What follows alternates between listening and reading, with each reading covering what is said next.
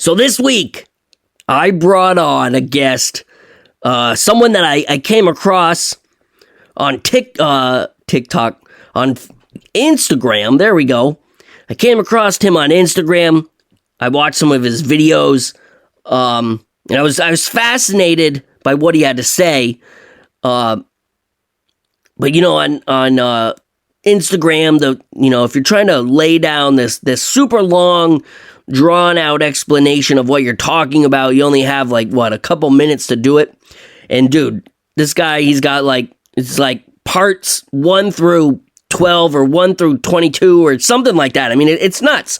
So he's got a lot to say, and I was listening to what he was saying, and I was like, man, I'm losing him. You know, I'm picking up on what he's saying. However, every time he picks up a new video, I got to listen to the backstory over and over again. So I was like, dude, I got to have you on. I got to hear this story. I got to hear what you're talking about. And it was incredible. I really feel like he may have uncovered something that people have just been scratching the surface on. Now, I don't know his name. I don't even know what he looks like. I mean, he wears a mask, right? He wears a mask on his videos. He doesn't want any credit. He didn't even give me his name when we got on. The only thing I know about this guy is that he is from Georgia somewhere. He was in the military, and at the end of our interview, I did not get to say thank you for your service, sir. So thank you for your service.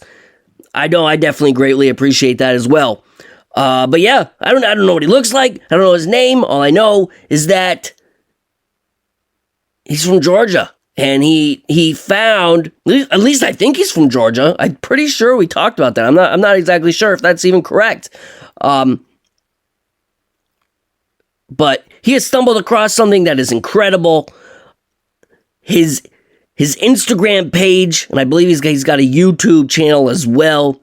But he's definitely more popular on Instagram. It's Antediluvian Landfill. That's what he goes by. That's his channel name. That's his page name. And that's all I know him by. I think I started calling him Landfill. Because I got nothing else to call him by. But I'll tell you what, go and check him out. You know, you might be a little weirded out that he's got a ski mask on and glasses, right? But I'm telling you, man, this guy will blow your mind. If you're into ancient history, if you're down with lost civilizations and giants ruling the earth, maybe even ancient alien contact, then this is certainly an episode you're going to want to check out.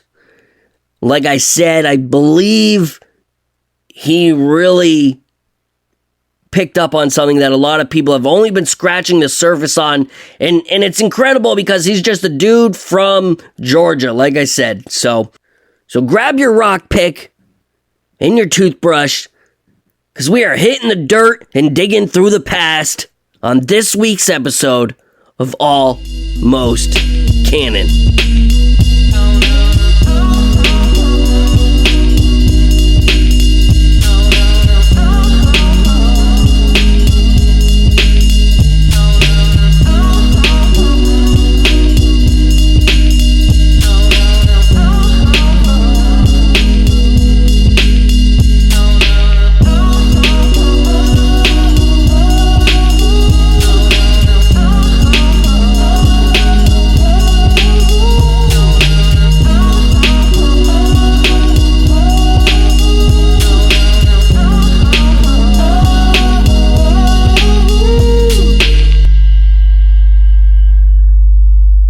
So yeah, I mean, if you want to just start up, I mean, I really, right. I'm pretty much coming in blind. Not necessarily blind, I guess. I have watched several of your videos. Super interesting. This is definitely the kind of stuff I'm into. And I just want to know more. I want to know more of what's going on. First of all, I need to thank you for allowing me, the platform, because my whole point in all this is just to share a message. I'm not some dude that's trying to make a name for himself or anything. I'm just trying to inform people. So this is really appreciated. But ultimately, I've made a pretty large archaeological discovery, is what it is, and I approached all the creators in the alt space actually. Before I decided to become a creator myself. And I went to I don't really want to name them off, but pretty much everybody that you can think of that's popular. And I was largely ignored, which now I understand. I can only imagine, everybody with a rock is coming to these guys saying, I found something. But, and so, time went on and I found more stuff and it became so compelling. And so, if I go to the grave with this, I'm going to be in trouble. I felt like obligated to tell the world, I guess. And so I began kind of making videos about what was happening and I put them on YouTube, and essentially what ended up happening was nothing really came of it. And I ended up writing my story in short form and putting it on Instagram, and it blew up. And that's where you found me, And so I was actually about to quit. It was kind of funny, right when you're going to give up, and I really thought it wasn't going anywhere. So I was going to throw in the towel, but one last shot on Instagram, and it did well. So really, the story that I'm going to tell today is how I kind of found all this stuff, and it was all very, by chance, it seemed, or very, very act of God-ish, very interesting way it unfolded. But I kind of wanted to kind of give you a little bit of backstory, because we were kind of talking before the show about, your backstory and your interests. And I actually had similar interests. I grew up in rural West Virginia. I was one of those feral kids, and my mom actually gave me some decent amount of freedom. And it was like freedom to go to the library and check out stuff. I was able to explore whatever topics, and kind of like you said, it was all mystery. It was always mystery. It was always paranormal. It was always cryptids, and as a young child, you kind of, you can sense things. It's almost like you can feel that there's something there, and as time goes on, you become older and you kind of stamp that out. You know what I mean? Like, you see the adults, they don't believe in any of this stuff. So why should you? Mm. And I remember the first time that had really taken hold, because I had actually had my own Mothman encounter. Oh, nice. And yeah, so the way it happened, I lived on a country road. It was a quiet night. We had just laid down for bed. We were both my mom and I were both on the second floor. She was in the room across the hall. Our doors were shut, but the windows were open. And a woman screamed bloody murder, like so loud she was being stabbed outside my window. Like, the scream was so intense that it resonated in the room. And my mom blasts open the door and she was like, "Did you hear that?" And I jumped up and I look out the window and there's nothing. It's like quiet.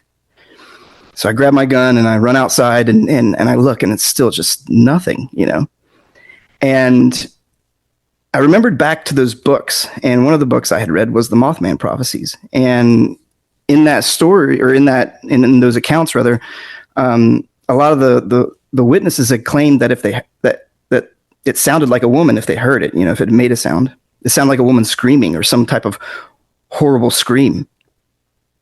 And I just got chills. As soon as I thought of that, I was like, there's no way.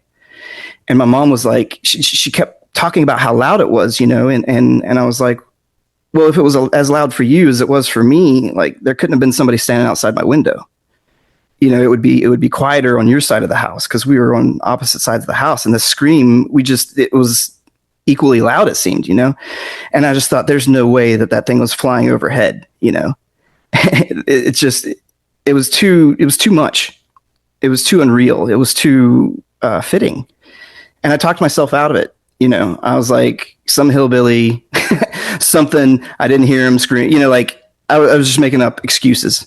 Mm. And I was about 16 at that time. And, that was about the time that I kind of just let go of the paranormal stuff, because there I was essentially having my own, experience and ignoring it. Mm. Right. And so, life goes on, and I ended up joining the military. I was one of those 9/11 individuals. And about halfway through my career, I had a situation where I had that feeling come back, that kind of feeling I was talking about as a kid, that unsettling feeling, or like you were discussing earlier. My career, or my job in the Air Force, was aircraft structures, and it's pretty much fabricating aircraft parts or body work on the airplane itself. And in that career field, you're kind of like, it's all encompassing. It's the airplane itself, and aircraft structures. Those people get picked up for special programs sometimes. And one day I got a call. I was working on A-10s. A lot of people like the A-10. It's one of my favorite aircrafts. I was working the A-10, and it was in the phase section where we do multi-hour inspections. And I got a phone call from this guy who said, I thought it was actually a prank initially, but the guy essentially told me that I had been selected for this special duty. I was going to live in the Las Vegas area, but he couldn't tell me what the job was. It was, and I was like, okay, like he said, but it's going to be in your career field, so you got 3 days. So I go to my boss, and I'm like, is this a joke? Like, well, what's the story in this? And he starts laughing, and he goes, oh, it's Tonopah. I was like, what the hell is Tonopah? And he's like, Area 51 stuff. I was like, are you serious? And he went on to explain that essentially, they go around to units and they ask for their, good performers. And my situation, it wasn't like I was great at my job, but I was really good at thinking outside the box. And so I think that's why my supervision, put my name there. But as he was kind of explaining this, I realized, oh, it's those deep projects, and it's probably, something airframe. And then I got that feeling, it was like, it was creepy. I mean, like, I get chills now talking about it. Like, it was weird, dude. Like, I don't know. I really can't explain it, because before that, it was like, I would have said yes. If you would have, hypothetically, hey, do you want this job? Hell yeah. How cool is that? It's like the coolest thing in the world. But when it happened, it was like, I just did not feel good, And so I turned it down. I couldn't explain it, but it was just that weird, strange, dark feeling. And at that time in my life, I didn't believe, I'd already stamped out, anything. I just assumed, oh, maybe I don't want to know about that special program or whatever thing I made up in my head to explain it away. But so that happened, right? And that becomes a little bit relevant later. Okay, so I end up retiring all these years later. That was probably halfway through. And I go to hang up some Halloween decorations, and there's this stone in my flower bed. And this thing, it just stands out for some reason. I go over and pick it up, and I'm looking at it, and I take it in the light, and it's like two faces. It kind of looks like a potato. But as I looked at it, it was like there's all these strange little markings on it. And I took it into the light, and there appeared to be like a feminine side of this, I guess, head, and then like a masculine side. There was faint carvings, and you could see that it was something. And as I rotated it around, there was a void in it, like a ceramic void. When you're a kid and you make your little clay and you smash it all together, and there's that little air bubble in the inside. Mm-hmm. Well, it was there, it was clearly a ceramic. And so, I'm examining this thing, and it's just like, well, this is impossible. It's a little statue head, and I found it in my flower bed. It looks like feminine and masculine, and it was faint. You couldn't really make it out. And it's already available on my Instagram and also my YouTube. So if anybody wants to check it out, but, so this thing like really catches my attention. And of course, I think that if there's one, there's more, right? So, I end up going back to this spot, this flower bed, and I'm looking at these stones, and I'm starting to notice, like damage. It's like these stones are kind of strange. They don't just look like, I mean, it's not like, what stones look like. I mean, stones are stones, but as I look at it, as I observe it, each one of these things kind of look destroyed. It's really hard to describe. And I started going through these things, looking for more stuff that seemed to be man-made, because this thing that I had was clearly man-made. And I began finding like markings and right angles and stuff that I just knew wasn't natural. You know, you spend 20 years in fabrication, you get an intimate knowledge of things, and you know what's natural and what's not. And I could clearly tell that a lot of these things, you know, weren't natural. So I began scouring for anything that I can find that I can say is man-made, that I can show, you know, somebody else and they'll be like, oh yeah, clearly, you know, that's kind of what I was looking for. And as I'm doing that, I find what can only be described as a hoof. You know, like, so imagine a big prominent statue, like Dude on the Horse statue. And you know how the horse will have its like one hoof up almost, you know? Yeah. It's like the tip of that. I mean, it's very clear, like just broken off. And, you know, I'm looking at this thing, it's like, nah, you know, there's no way this can't be that obvious, you know? And I keep looking, and then I found what appears to be like a foot of a statue. And it's petrified. It was wood. And so the piece that I found, have you ever seen those shoe formers, the old fashioned wooden shoe formers for dress shoes that you stick in it was like the tip of that. Like I just chopped it off. That's pretty much what it looked like. It was perfectly flat on the bottom. It was curved, you know, appropriately for a foot on the top. It was uncanny, really, you know? And so I keep going and finding, more items. And as I'm finding these items, I'm just thinking, okay, this has to come from somewhere, right? I bought this new house in this development. There's all these new flower beds, you know, the builder got the rocks from somewhere. So I contacted the builder. You know, I needed to find out where this stuff was coming from, because it seemed like it was, they had tapped into like a site or something. You know, there's so much of this stuff that I was finding that it was like alarming. You know, I felt like I had to, you know, tell somebody almost, you know, like they didn't realize what they were into. And I found out that so I currently live in the Ohio River Valley. I'm in West Virginia, and all the stones in kind of the tri-state Ohio, Kentucky, West Virginia-ish area come from this one place, and they dredge them out of the Ohio River. And if you look on the map, it's called Gallipolis Ferry, West Virginia, and you see there's off the side of the river, this quarry has, you know, pretty much a big hole dug into the edge of the river, essentially, where they just dig out these stones. So in theory, all these stones that I'm looking at have come from the watersheds above, you know, that point of the Ohio River. So it could be anywhere, really, right? It's like a collection point. So I pretty much have no location, which was pretty infuriating, because it was like, oh, now you got all these potential artifacts and you have just some random location in the Ohio River that doesn't mean anything. Okay, well, you know, that was kind of off-putting, because I had only gone through maybe 2 flower beds, and the amount of things I found were kind of ridiculous. It was too much. There was a lot of stuff, a lot of right angles, a lot of ceramics, a lot of what looked like carved pieces. And so I do more collecting, and I'm still trying to make sense of this.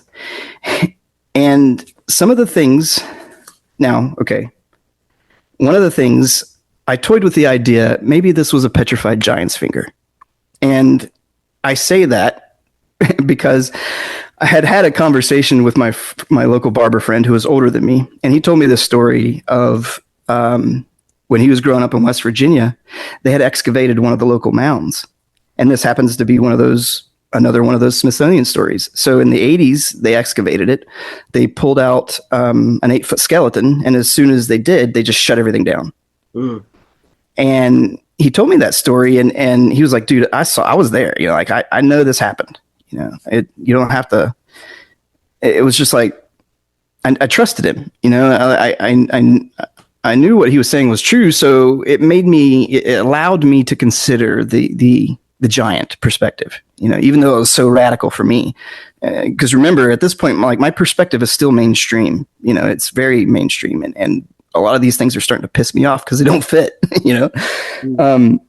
But anyway, so the reason I was speculating about this one being a giant's finger is because it obviously kind of looked like a finger, but as it was broken, when you looked in the center of it, it was almost like you could see the bone. If you were to cross section a finger, that's kind of what it looked like. Oh, wow. Yeah. And so I was like, there's no way, okay. So, that happened, and I'm kind of like toying with all these ideas. And then my kid, she's looking at all this stuff, and she's a pretty decent artist. And she's like, they're all snakes. And I was looking at them, I was like, holy crap. They are, the majority of what I had collected in some form was some kind of serpent depiction in one way or another. It was like kind of uncanny when she said that. And I looked at the potential giant's finger, and I realized as I rotated it around, like it had little markings for, a snake. So it was a ceramic snake, and that whatever it was in the center of it was probably just the armature, when it was made, something to hold it up while it was still being formed, and either way, I was able to make sense of more of these items, because once she mentioned the snake thing, it was like, oh, that's what that is. That's what, you went down the list and you could see which ones were which. And then after that, I ended up like seriously, scouring this head, the initial thing that I found, this artifact head that was like feminine and masculine. I was putting it under black lights. I was using filters. I was, shining lights at angles. I was doing everything I could to try to make sense of the markings that I knew were there, but you couldn't really make them out. And I finally was able to see two markings that were on this head. And one of them happened to be the hexagram, AKA, Star of David. But that's an old symbol, right? It's so much older than the modern use. And so that's present. But encircling that star happens to be the Ouroboros, the snake biting its tail, the infinity stuff. So yeah, on the side of this head, on what I thought was the masculine side, around the earlobe, it was almost like the masculine side was wearing some kind of helmet. It reminded me of what's his name from He-Man, like one of those type of characters. It was kind of strange, but on this bulge around the ear had that, it was like a shield almost. The Ouroboros was in a shield shape, and the star was in the center. So that was kind of like, a big deal. That's an ancient symbol that is connected to Egypt and many other things, right? And then not too long after that, I found this clearly carved snake, but it had what appeared to be an adhesive on it on the backside. The backside wasn't carved. The front side was. Backside had an adhesive. Well, the adhesive matched all these other bits that I was finding, and I realized that they were parts of mosaics. So I was able to identify kind of what they were using for their mosaics and what their adhesive looks like. And for any of you listening, what I'm talking about happens to be, it's like a clump of rusty rocks is what it looks like. And I always thought as a kid seeing them that it was like a nail, had just corroded and collected, fused the rocks together. That's kind of what it looks like. But it's their adhesive. And that kind of like adds to the, okay, I got more information now. Like, I'm starting to see these, kind of advanced things. I've got some adhesives. I got, I'm starting to build a case here. And, the thing that I don't know why I didn't think of this any sooner, but it's like, well, why am I not looking at the garden center? Why didn't I just go to the pile of rocks where they're pulling all this stuff from, and just take what I want? And so I did. I headed over to our local garden center where, you could buy a 5-gallon bucket and just, I picked through everything. And in that process. Did they get the rocks from the same place? Exact same place. So pretty much most, like, within 100 miles radius of that place, they're supplying rocks to everybody. So everybody that lives in like Ohio, Kentucky, and West Virginia, and maybe Pennsylvania are all going to have access to what I'm talking about. So, go check if it's in your flower bed, because, it's all the same source. And it's strange because it's just one spot. It's kind of weird. So I go to this, the garden center, and I'm going through these stones, and I found this one that I originally thought was a clump of cement and I was going to just discard. But I got to looking at it, and there seemed to be like a statue fragment kind of fused into it. And, I threw it in the bucket, and my first quick thought was, oh man, this is just, maybe the inside of a statue where they, put a bunch of broken bits to fill up the space. Because that's kind of what it looked like. It looked like a bunch of broken statue bits glued together with cement. And so I get this thing home, and I'm really examining it, and I realize it's actually a fossilized statue. And the pieces that I thought were like glued together were just different sections of this art style. So I take the time to I had a pencil etcher. I don't have a true fossil, was it concretion removal tool. And I spent my time on it and was foolish enough to damage it. So that was really dumb. I don't know what I'm doing. Like, this is cowboy archaeology, sue me. I'm sorry. It's 10,000-year-old artifact that I damaged, but it's not that bad. So I learned my lesson. I slowed it down, and I dialed it back, and was able to get this concretion off in a decent way. And it revealed the designs underneath. And I was able to see that overall it was a dragon head. And for you able to picture of what it looked like, it's like a Chinese dragon, like the traditional dog dragon is what it looked like. And this dragon head happened to have like a remnant of a star in its mouth. And when I discovered that, I got to looking at where I had etched, the concretion off, and it was around the eye portion. And I realized the eye portion was also making up the image of a vulture eating a fish. So in theory, what that would be is like an optical illusion art. It's a smaller depiction making up a larger depiction. So as you look at it, as a whole, well, it's clearly a dragon. But if you look up close at the eye, well, then you see the eye happens to be like the head of the vulture and so on. So it was like multiple images within one. And it was very clear. It wasn't like this other stuff that I'd been finding where it's like, maybe, like it was, it was kind of undeniable. And the other thing that I learned from this item is that it had been attached to something radiused.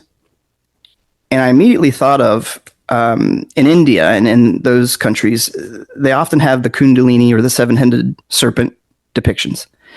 And often you'll see like a radiused tablet, and there'll be multiple heads stuck to that radius. And as I was looking at the statue fragment, the part that had broken off, not the part I broke before that, it was radius, and it very much fit that possibility. So I had kind of settled that this seven-headed deity kind of must have had something to do with it, because I was finding so many serpent heads, and almost all of them had a similar type break on it, or they were all appearing as if they had been broken off of something.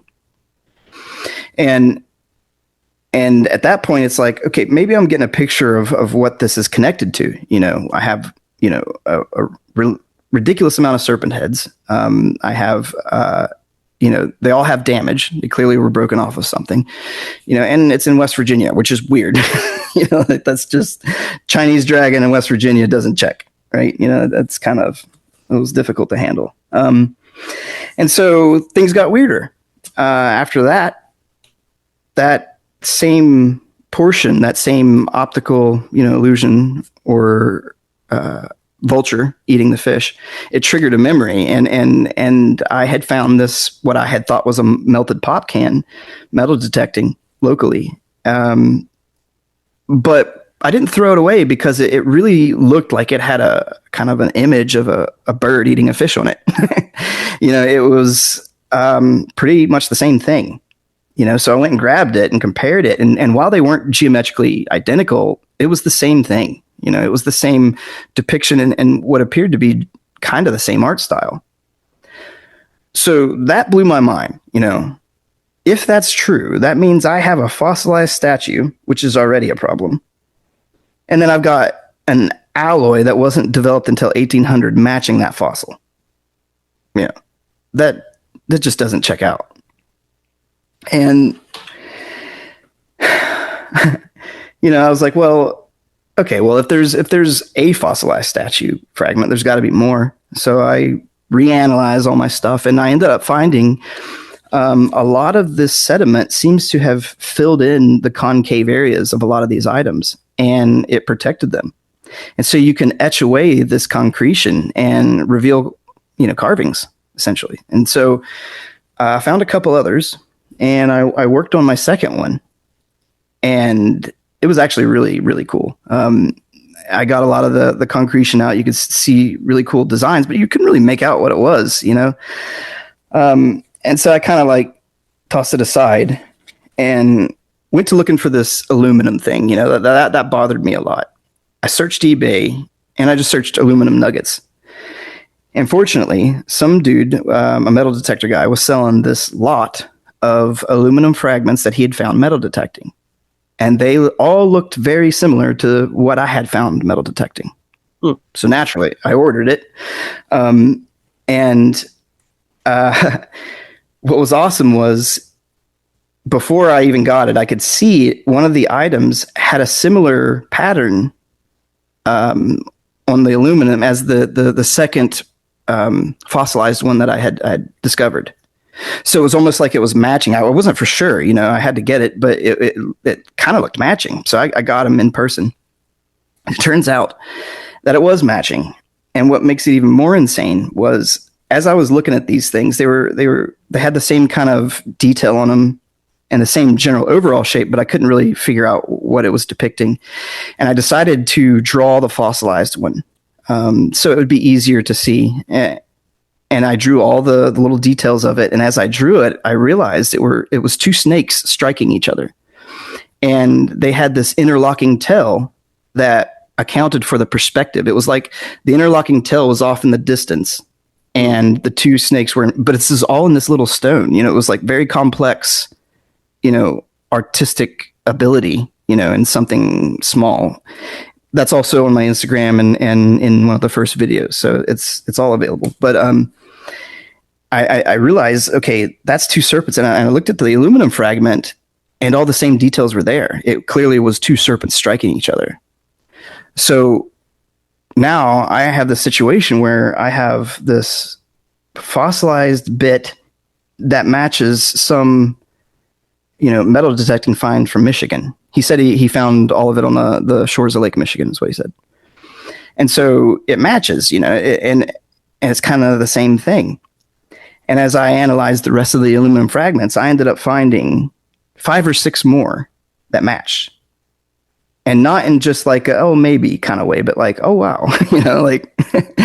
I really invite everybody to go look at this, because it's really impossible. It's these aluminum bits that are matching like stones and fossilized items.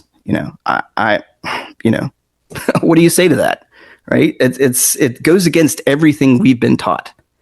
It is contrary to like all these things. And so I was just kind of mad, honestly, because I'm still the normie perspective. I'm still, the earth is this old and nothing's happened, before this time and whatever. And none of this stuff is adding up. And what makes it worse is while I was looking at that stuff on eBay, I noticed there's something called Michigan float copper. And you're familiar, right? Yep. Well, I noticed that those bits were matching some of these stones that I had already collected. And I was like, well, hold on a second. If these aluminum fragments match those stones, and those copper, float copper matches these, there's no way they're natural. Like, hold on a second. That's not possible. If the float copper goes through its natural process and whatever, but it matches all these other things in an uncanny way, like that's not possible. It's not, I don't know. It made it even worse, actually. This gets way worse before it gets better. So I order that stuff too. I ended up getting some of those, and yeah, they ended up matching in this bizarre way. So after that, I continued collecting, and I'm real annoyed. Like now it's a vendetta.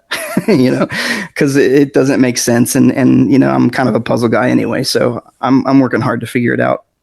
And in one of these days that I'm just going about my life, I go for a hike at this local park and walk past this stone, and it felt familiar, and it was a giant boulder, and it felt like it was like I knew it, and I was like, what? It was a bizarre feeling. It's really kind of hard to describe, but I walked past it and I turned around and looked at it, and it was clearly a giant snakehead. It was massive, and it was carved.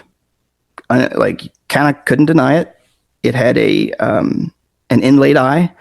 The stone used for the inlay was a different material than the main stone.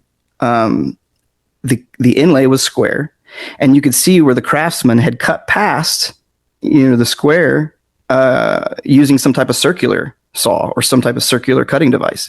Because, when you use it like that circular saw, you kind of cut past, your cut line, because the radius doesn't actually cut everything out. It was like that. It was just like that. And it kind of blew my mind, and observing it, it's laying on its side, there's an outcropping just up from it. And on that outcropping, there's a couple stones that appear flat, almost like it could have been a base for this thing. Mm. This really kind of like, started to freak me out a little bit, because now it's becoming more real. This shouldn't be here. When I was a kid, there was this famous story of, like, we had this angel carving, and the whole town loved it, and it was a big deal. And then some dude came out and was like, "Oh, I did it back in the 70s. It was a hoax." And so, like, that hope of there being something ancient and cool and interesting, it just doesn't exist. It doesn't exist for North America. For North America, there's nothing. It's not like Europe or any of these other places. Mm. And so when you encounter this, it's like, hold the phone. This thing's awesome. It's advanced. It's huge. Natives aren't doing that. Like, it was cool. But at the same time, it's just, again, contrary to everything. So naturally, now, see, this is the part that I was aware, but you guys need to be informed. We live in a valley, and it's an ancient river valley that it stopped flowing during the last ice age. It's commonly believed by the experts that some type of event caused this river to change direction, essentially. And so now West Virginia is mostly hills, and there's a couple of valleys, and this happens to be one of them. It's a dry river valley, but it was a river valley. And so this megalith happens to be at the edge of that valley on the hill. And so I bust out the map, and I'm looking around to see if I can't see anything obvious. And the first thing I note is the holler that is connected. Essentially, you kind of walk out the holler to and up on the hill to the site. The holler that's connected to that river is symmetrical, and all the adjoining, I guess, hollers are also symmetrical, like a harbor.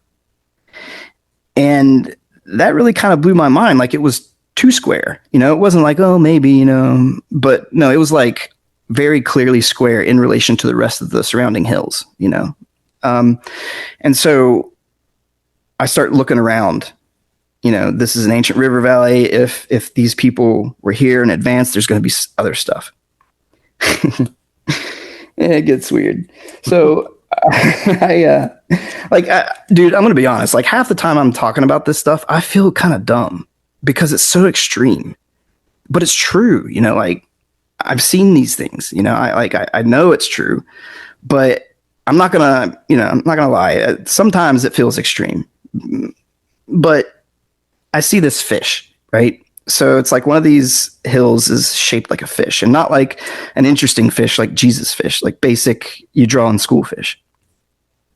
And I see another one, and I'm kind of looking at this, and I screenshot the whole area, and I, put it in some filters, and I start to notice the whole screenshot feels like a negative of a photo more than it does a map.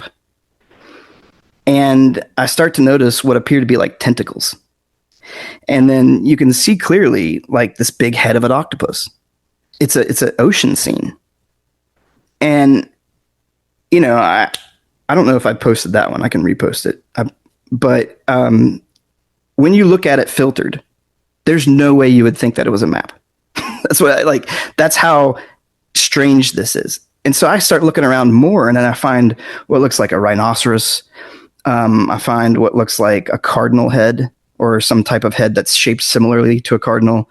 And I find all these different shapes, and they're not just like, that cloud kind of looks like the dog. They're very hard lines. They're clear formed areas. They're obvious. And so at this point I'm kind of formulating, well, maybe there was some ancient, river community or something. And since it connected with that stuff with Michigan, maybe, I don't know, maybe they traded or something. You know what I mean? Like, what do you do with that? That's a lot of difficult information up front to try to analyze with our mainstream perspective. And so I'm just spitballing, river community, whatever. And so I set out to make a video about it. And while I was making the video, the portion about the megalith back, where that harbor area is, I notice next to that megalith on another massive rock is this face staring back at me. I'm editing this video and I was like, I'd never seen that before. Maybe I'm looking at this too much. This is, I'm becoming too obsessed. I called my wife. I was like, hey, are you seeing this? I'm questioning myself at this point because these things are becoming too uncanny. They're too strange and it's too prevalent, really. And so she comes and looks at it and she's like, yeah, definitely. I see it. And I asked a couple friends. I trust my wife, but I asked a couple friends and, they're like, yeah. But I asked my friends and they agreed. And so I go back up there. I go back up there to verify that what I was seeing was carved and not, moss. But I get back up there and this giant face that is on a much larger megalith is carved very clearly. And at a glance, I was able to determine that it has Medusa snakes wrapping around its head. I forgot to tell you that was also on the original artifact that I found, so that matches. So they both have this Medusa thing going on. And they both had like a zigzag pattern kind of going across the side of their head. Yeah, I don't know what it means. It was just there. It was what connected. And they both had snakes for mouths. So on my little artifact head, the mouth, the feminine side, happened to be like the head of the snake. That's why it looked feminine, because it had that nice, curvy mouth. But it was actually a snake. And on the masculine side, it was like the body of the snake made up his mouth. Also cool stuff. But it matched this megalith. It matched this carving. And I'm looking at it, and I can't help but notice that it looks like it's leaning up against this hillside. And I go climb kind of back up in there, and I realize the whole back of the side of that thing's carved. So it was like the space that's available is probably, like 10 feet long, but it's a triangle about a foot wide and 2 feet tall. It's a really tight space. Impossible for anybody to work. I put my phone camera or my phone on an extension and stuck it way up in there. Like I couldn't see it. I just, as far as I could reach essentially is where I put this thing. And when I pulled it out, it was carved intricately. There's carvings all over that thing. And it's carved in such a way that like down to the 16th of an inch, like, so there's main carvings, and then there's kind of a texture over the majority of it. And when you look closely at that texture, it's also like geometric. It's really impossible for somebody to do by hand, but it's there. And there's also pigment. There's what appears to be two kind of faces, there's multiple snakes or serpents in there. There's a couple serpents that match artifacts that I had found, previously identified, of these snake heads, because virtually all this stuff we're dealing with is mostly a serpent, dragon, and or snake head. Mm-hmm. It's like their thing, I guess. Creepy. But anyway, so the other big takeaway from this space, or this kind of carved area, is all of it's in great shape. What appears to have happened is that megalith was knocked up against the hillside. And when I examined the hillside on the inside of that, there was a straight line going all the way through it as if it were a megalithic block. So it appeared like the hillside was an actual structure, the stone portion of the hillside. And it got me thinking, like, okay, hold on a second. If that's a megalithic block and not a natural hillside, and all these hills are looking terraformed, what if these things are like structures underneath? Ooh. And you start thinking about all the crazies. They're like, oh, it's a pyramid, it's like a mountain shaped like a pyramid. Maybe it's true. Maybe there is some truth to that, because I'm sitting here looking at this mountain and that's clearly a straight line. It was, it's uncanny, really. It's too perfect. It's wonderfully straight, And so, I end up being fortunate enough to have an excavation of a mountain. Like, I'm telling you, it keeps getting weirder and more perfect and weirder. And so I got an excavation of a mountain that we can go check and see if this is true. It's the next town over, and they're building this big resort, and the mountain's in the way of the road. So they just cut it in half. It's like perfect cross section. And I go to look at this thing, and the first thing I notice is an image. So imagine for a second, like, if we took a mountain and we cross-sectioned it, what we're taught, those layers that we're seeing are the different, layers of history, essentially, to some degree. And what I was looking at was a layer that had a clear image of a snake on it. And it wasn't like, maybe. It was like, there's an image there.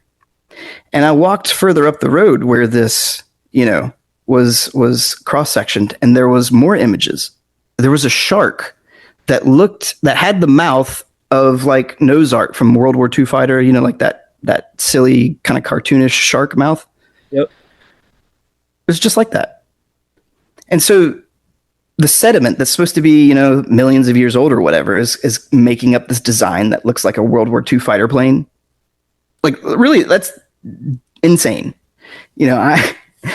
I was kind of like mad because, like, I'm seeing this shark thing, but they're supposed to be sediments. They're supposed to be layers. They're supposed to be, whatever different eras of time. And there was another shark. There's two of them. And so I end up climbing around this mountain. It was like it's a hill. Let's be honest, it's a hill. And I climb around where they're working, and I was able to find where they had dug deep into the mountain, and they had pulled up a bunch of organic material. And so I go digging through that, and I start finding wooden artifacts that match these stones, right? So this is kind of falling into that same category of the copper, the aluminum, the stones. They're these similar shapes, and they're kind of obvious. And so I collected some of these wooden artifacts, and when I picked them up, they were clearly waterlogged. In fact, I thought they were some type of really nice hardwood because they were so heavy. But the reality was, wherever they were at was saturated, which makes sense as to why they were preserved, because they dried out later and were super light. But the other thing I noticed in that dirt pile were there was these other items that initially looked like dirt clods, like you'd throw at your friend. And I was looking at a couple of them, and they were in these same shapes that I had been previously finding, but it was dirt. And I start, kind of examining them, and you can see designs in it. And what I had kind of determined was it must have been made out of something that decomposed or deteriorated, maybe a paper mache or something. But as I squeezed these things and smashed them, just for the hell of it, because why not, right? I'm still a kid, right? So I smashed them, and there was a bone inside. There was a bone, and the best I can determine is that it is a toe bone of a child, of a human. It's one of those things that I need to get tested.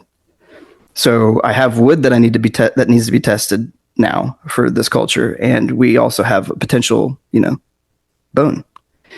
But that's creepy at the same time when you think about it, because if that's true, if what I'm looking at was an artifact, and for some reason they inserted, a piece of a human inside of it, what does that mean? That's it's not great. And so Is this go ahead. Post this online? Yeah, it's there. In fact, if it's in the series that I did on Instagram. I might have said it too fast, but it's there.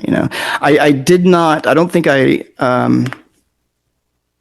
don't know if I showed it anywhere else. I have mentioned it before, but it's one of those things that, like, I'm not 100%, so I don't want to be like, oh yeah, I found a thing, but at the same time, it's worth mentioning, I want to be sure, I want to get these things tested. I like evidence, I like I like truth, so I don't want to make any wild claims that aren't true, but at the same time, that's the best analysis I got. It's a toe bone, Are you sure this isn't like some murdered kid that got thrown down a hole?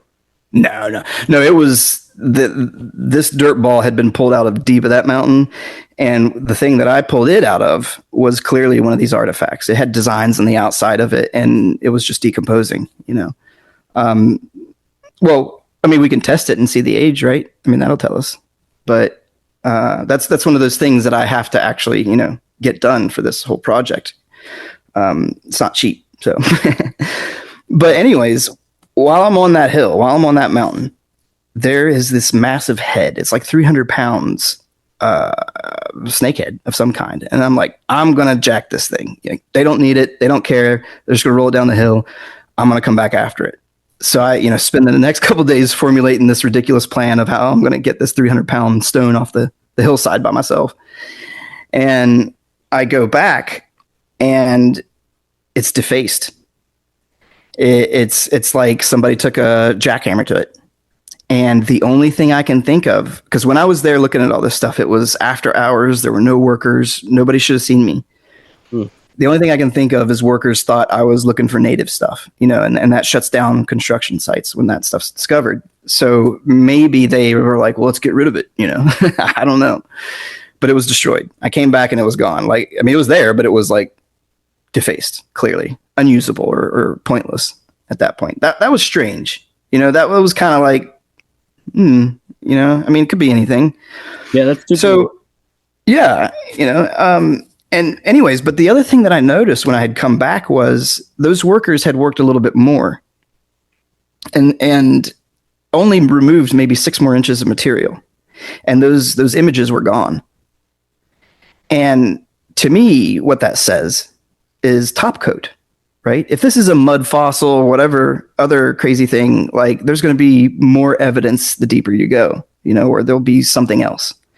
But they just really removed 6 inches of material, and it was just gone, uniform, just like it was a top coat. And naturally, you go to maps, got to look at maps. And I looked at the maps, and this hill actually sits kind of catacorner across the river valley, the ancient river valley. And would you believe that the hill was shaped like a shark? And you're talking like topographical maps or something like that? No, I'm just looking at like Google Earth. You can see it. Like when you go to, especially Apple Maps in my area, they have mostly winter photos, so you can really see good detail. But no, man, like that's also one of my posts. And you can see very clearly that whole hill is in the shape of a shark. And when you stand on that hill, you happen to be at the ancient waterline, because the thing I forgot to mention was on all those hills in that area, there's a step at the same elevation. And that was the ancient waterline where, essentially all the water was at one point. And this hill happened to be kind of at that step, almost like in theory, it would have been at water level. Does that make sense? Mm-hmm. And I was thinking about it and looking at where it was, strategically, and it was like a pinch point in the river. So it was like this big shark island that went catacorner, and it almost like funneled everybody into one spot. And it really looked like strategic. And I was thinking about it, and I was like, well, if it's at the same level as the ancient waterline, and that, those shark images and the way it was designed, it was kind of all flat. It made sense that it would be an island similar to like, Ellis Island that Statue of Liberty sits on, those low-lying kind of, they're just above the waterline kind of islands. Yep. It's something like that, and you could see very easily how it would be used as a strategic position. So, that's more ammo, that's more stuff that you can point to.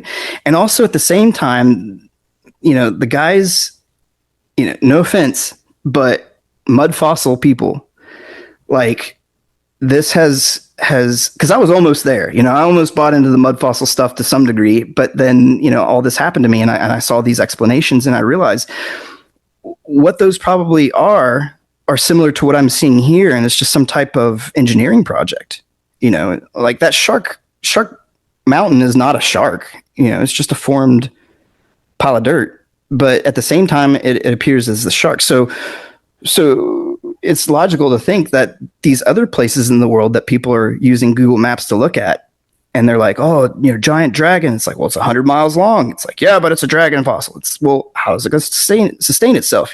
Like, there's all these problems. But when you look at it as if it were an advanced engineering project, well, that's feasible, right? It's almost like the same difference as saying, fast forward thousands of years, and they're like, hey, a giant, palm tree died where this, Dubai Island is, the Dubai palm tree islands, they made islands in the shape of a palm tree, but there's no palm tree there, it's just, it's the image of, and that's what I'm saying. This is what we're seeing is not actual creatures that have died. We're seeing representations of these creatures. We're seeing, their likenesses that have been engineered into the landscape. And it's certainly not the only time. I mean, what you're talking about has got to be huge. But this isn't the only, I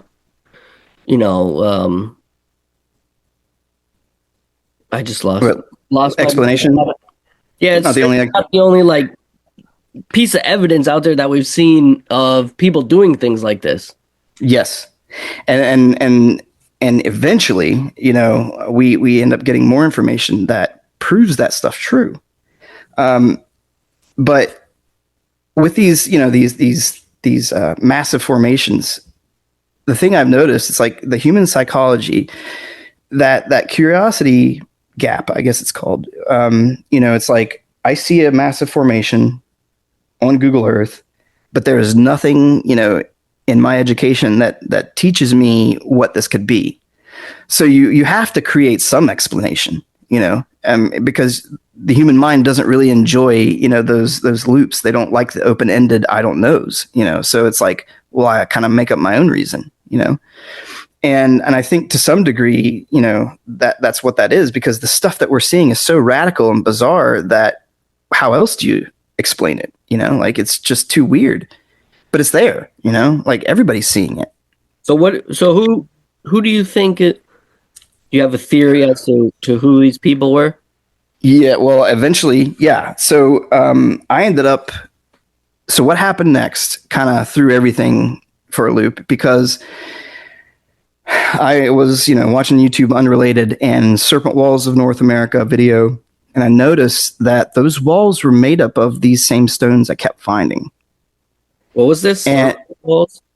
Yeah, so there's a bunch of walls all over North America that are just randomly in the forest, and sometimes they're in the shape of serpents. Like, they'll squiggle and they'll have a big head, and they're commonly referred to as serpent walls, and they're just scattered all over North America. They're no real special thing, and the crown jewel happens to be Serpent Mound. It's all these serpent effigies, but those walls or those stones, this professor was visiting a site, and I noticed in that pile was some of the same stuff I'd been collecting, and it was like another part of the United States, like far away. In fact, it might have been northeast, and I thought, well, what if the megalith sites in Europe are the same kind of thing? And so I immediately pulled up pictures of those, and same stuff. Karnak had stones that I had, and so I kind of just like, oh, hold on a second. If those megalith stones are there and they're matching the stuff that I'm seeing, well, surely the little stones are going to be there too, just like they are here, the little stuff. And so I got to go to Europe and check it out, right? Why not? I actually had plans. It's not like I could just up and go to Europe, it kind of, things worked out. I had to go to Sicily for something, and I won't pretend like I did it for this. But I went to Sicily, and fortunately, I went to Sicily because what I ended up finding there really changed the game. So immediately, I found matching artifacts. In fact, I was in this foyer one of the first days, and the little Italian kids are totally interested in what you're doing. It's like, what's this weird American digging through the flower beds for? And he kept hassling me, and I was trying to, explain, Serpenta, Stella. And he's like, okay. And I find one, and it's one that matches, one in West Virginia. And I'm sitting here pleased, and this kid starts screaming, Serpenta, Serpenta. And he's pointing, and I'm like, yeah, kid, I told you, go away. And he keeps screaming. He's pointing at this rock, and I flip it over, and it's a much better, I guess shark. Essentially, it was a much cooler image than what I was looking at on the opposite side. But in that moment, he showed me that these things. I learned that these shapes that I kind of end up talking about, they actually are categorical. And I before I went to Italy, the thing that I determined was that all of these shapes that I ended up seeing happened to be geometrically identical. So, for example, one of the shapes are these triangles. Like, you can go into the river and find really, perfect triangles for some reason, and they're only 40 degrees. And so it's like, well, hold on a second, how are these shapes only a certain, measurement? And then I go get this other, because I ended up collecting them and categorizing them, putting them with each other essentially, and I was measuring all of them like blueprints, because I was a fabricator. So I was drawing them as if I had to create them. And when I would analyze them, it was like every single one that was in its own category was identical in geometry, and they all were within 20s. So it would be 20 degrees, 40 degrees, 60 degrees, 80 degrees, nothing else. So the way that anybody could prove this right now is to go to your local stream. You're going to find triangles, and those triangles are only going to be 60 and 40 degrees. That's impossible. Like, how is that possible that all the triangles that are in our streams and rivers are only 2 degrees? It's not. But I go to Europe, find these same triangles, all 40 degrees, identical. And I go to the beach at this local area. And to give you kind of some perspective, there's like a World War II bunker still in there, like a pillbox. It's kind of cool. So on their beach, their local beach, there's a big pillbox, for the Americans' invasion, pretty much, from World War II. And next to it is all this like debris. And that's where I found, more of my proof in Italy. I found these triangles that are matching geometrically perfect to everything else I had, realized. And I'm going through and taking my photos and collecting things. And then I see those mill marks that are commonly shown in Egypt, You know, the stuff they always point to, like, look at the stone, look how, perfect these marks are. And yeah, we've seen it 1,000 times. Well, it was the junk on this beach. And as I was looking at this stuff, commingled with what I thought were my artifacts, I began to realize that almost all of it was artifacts. And what had happened was the locals, when doing construction, they would repurpose the materials for seawall support. And so they were relocating all this stuff in one spot, essentially, for me to come and look at. It was perfect. But at the same time, I initially saw this, I was like, man, you guys are kind of trashy, putting all that junk over here. But it was ancient stuff. It was in such good condition that it looked modern at a glance. And so there's those mill marks. There's the perfectly drilled holes with the close, tight revolutions, and then I'm looking at the stone, and it's got, the hexagram on it. It's, I truly believe it to be a part of my culture. And I flip that thing over, and it's got the same cut marks that are famous in Baalbek, in Egypt, in Asia Minor, and, some other places. But there's this meme or this reel that usually goes around, and it'll show you like 4 pictures of these megalithic cuts, and they're like horizontal cuts. And they're usually really close together, and they always use it as a representation of, see, look, this culture is all over the world. This megalithic culture was everywhere. And I'm on this beach in Italy, and I find that same cut style, that same fabrication style, essentially.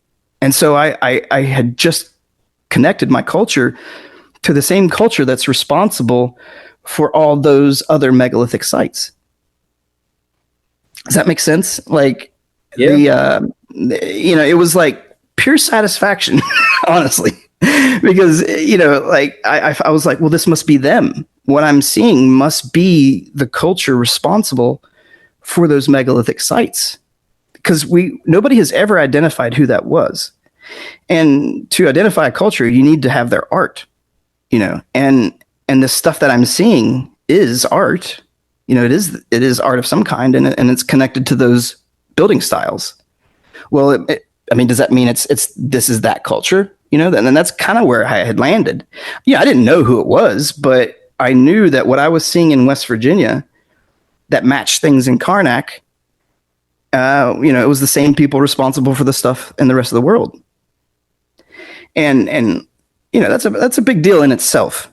Nobody has really produced those cuts anywhere else in the world besides where they're well known for, but yeah, I just went and did it in Italy. And so I'm satisfied, I'm like, let's just go have some gelato and call it a day. And I think to look at Google Maps again. I ended up finding a geoglyph that nobody has ever seen before. And what makes it even stranger was one of those artifacts that I had found earlier in my Italy trip that was identified in West Virginia. So it's this matching, and to give you an idea of the general shape, it's like an axe head, the shape of an axe head, not double-headed axe, but it's just like that flared kind of general shape. So I have this artifact, and I'm looking at this map, and I see a giant version of that same little artifact, like Goonies doubloon kind of perfection. It was identical. And the shape that's on the side of this mountain had these walls for the details.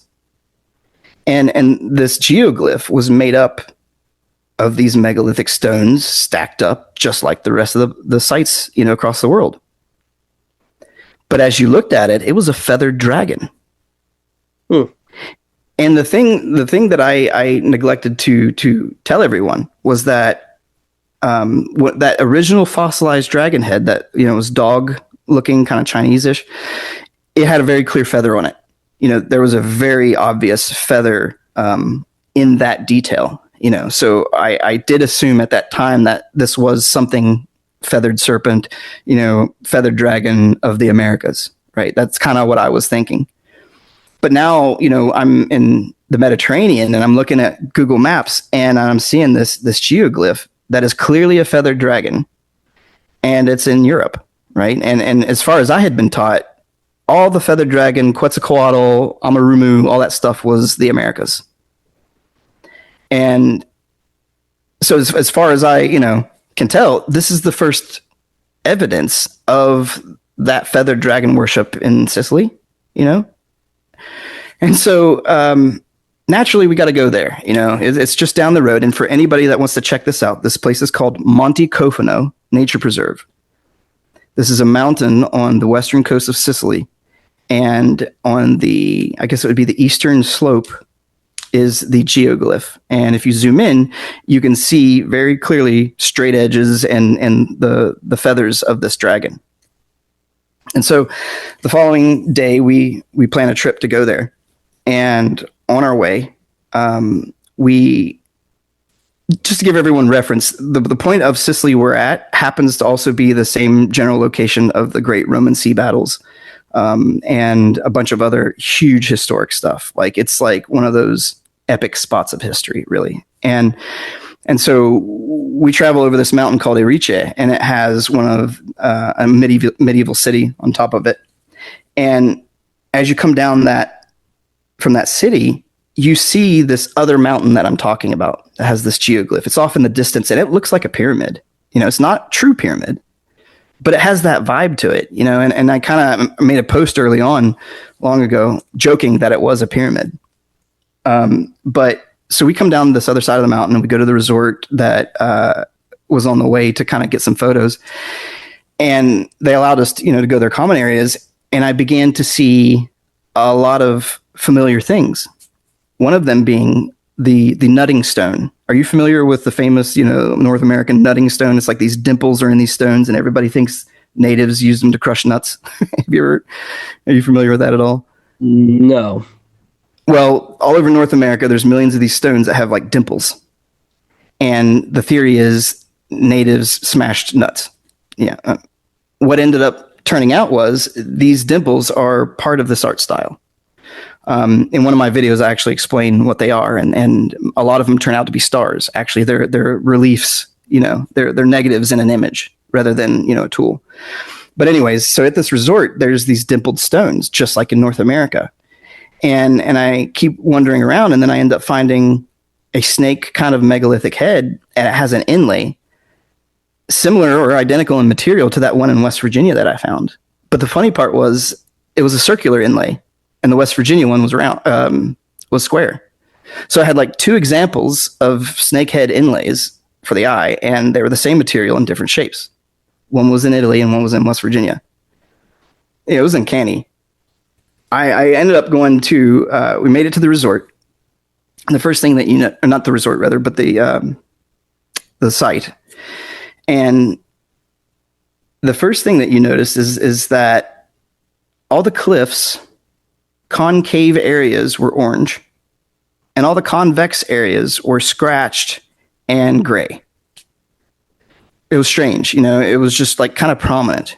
It really stood out, I didn't really understand what it meant, but we got to the parking area, and right in that parking area, there's a ancient quarried spot where they had, cut stone, and this giant snake that I named Turd Snake because it looks like a big turd. It's gigantic. It's probably, I can't put my arms around it big, but it's just this like segmented snake that sits on top of this little tiny hill where all this ancient quarrying had taken place.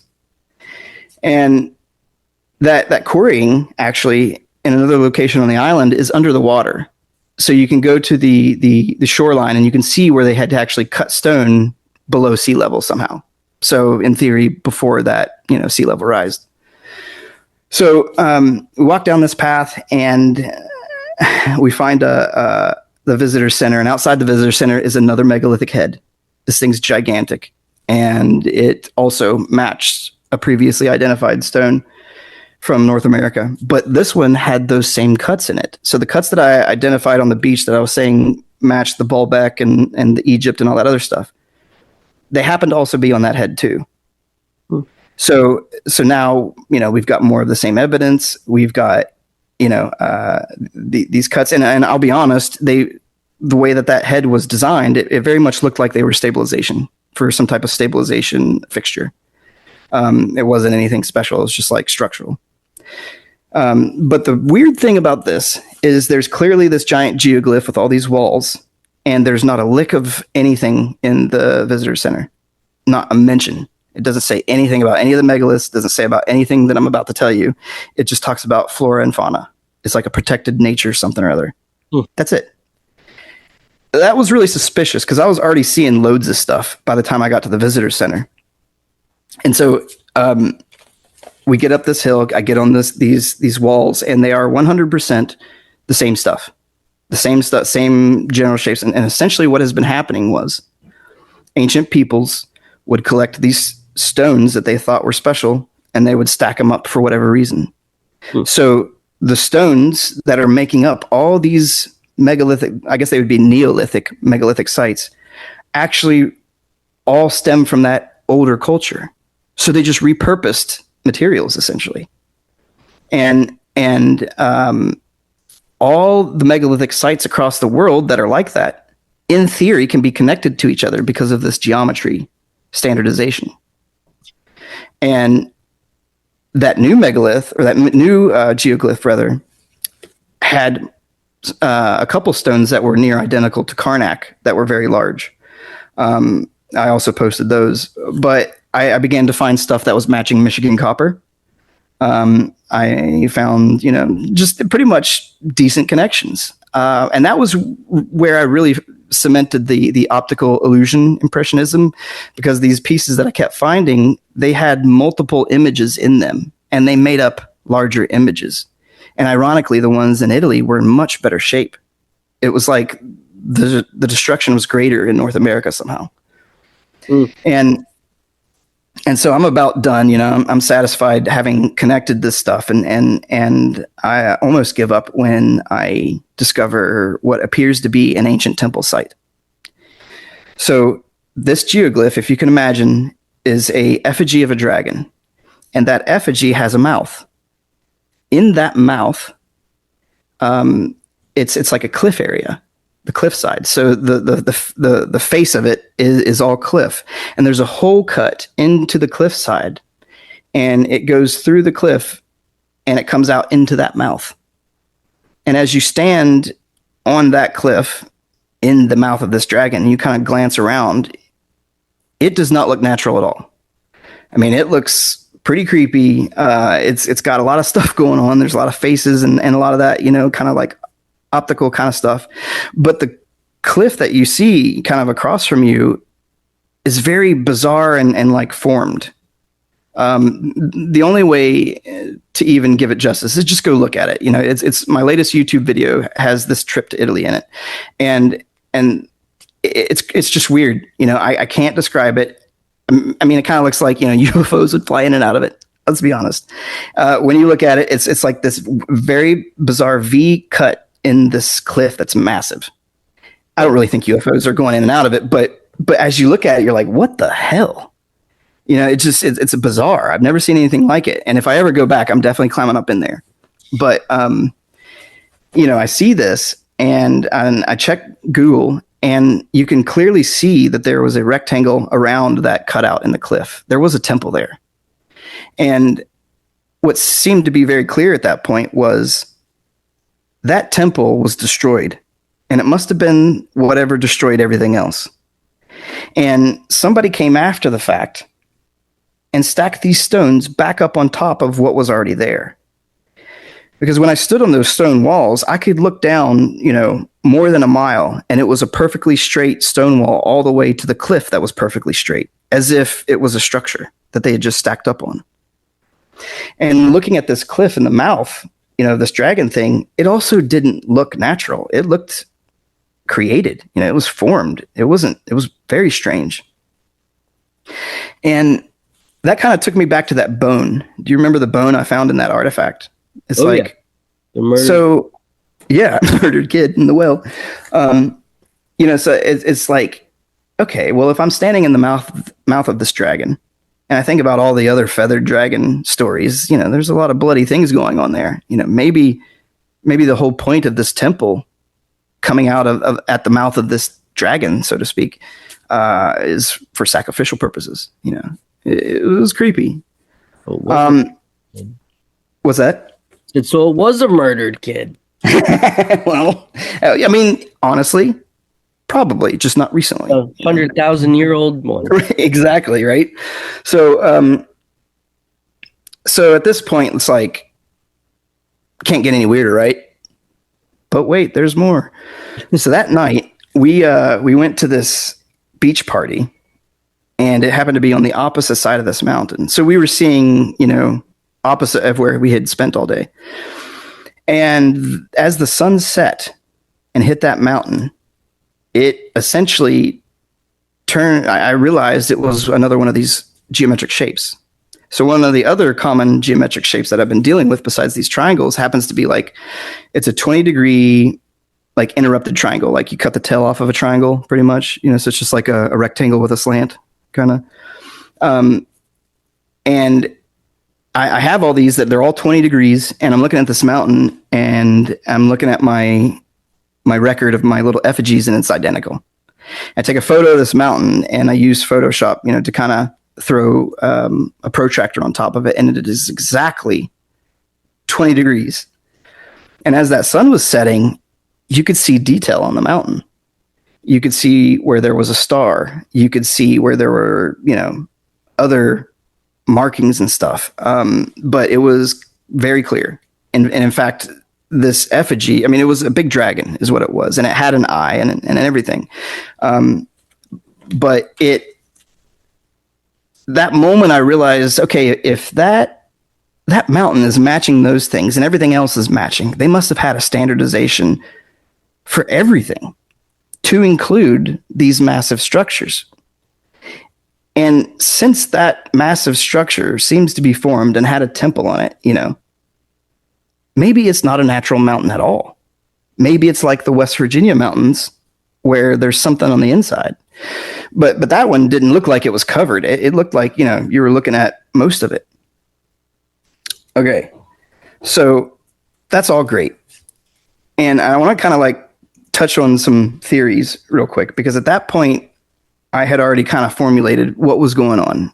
And it was kind of this.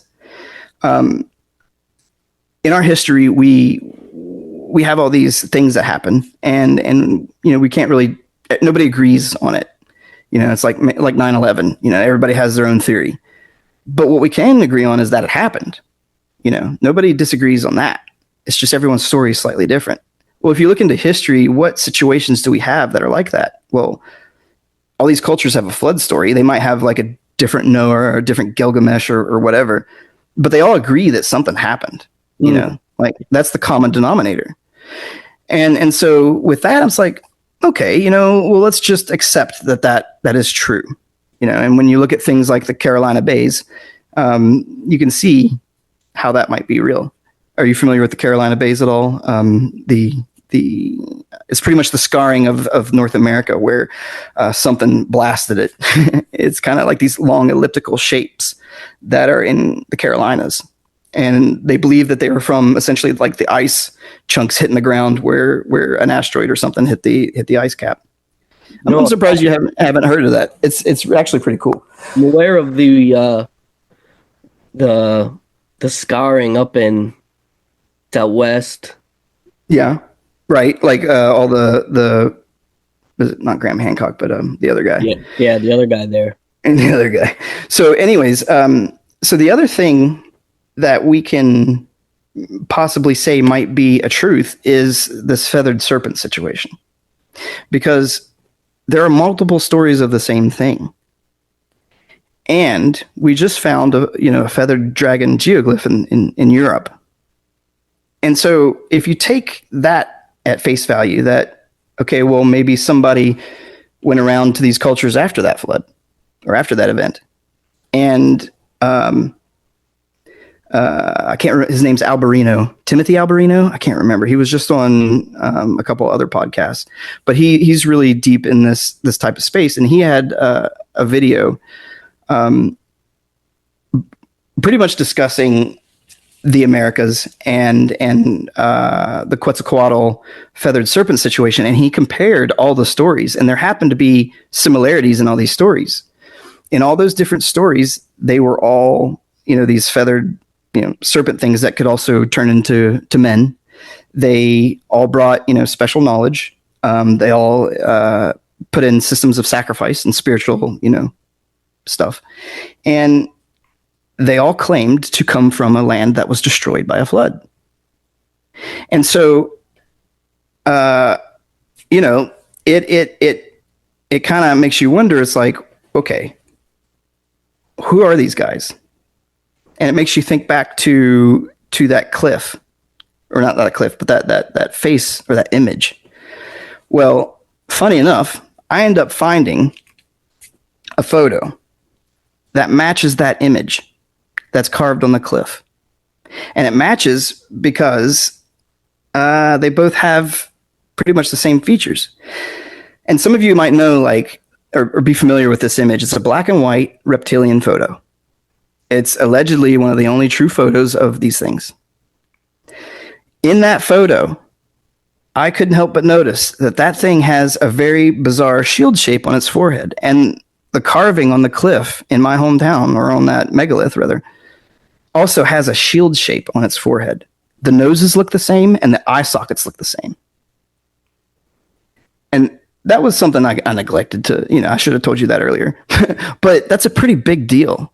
Does that mean that photo is real? It's impossible for an ancient carving to match the photo unless it's not true. You know what I'm saying? The logic isn't there. It's a pretty silly trick or clever trick rather to it's just like on a path out in the middle of nowhere and it's moss.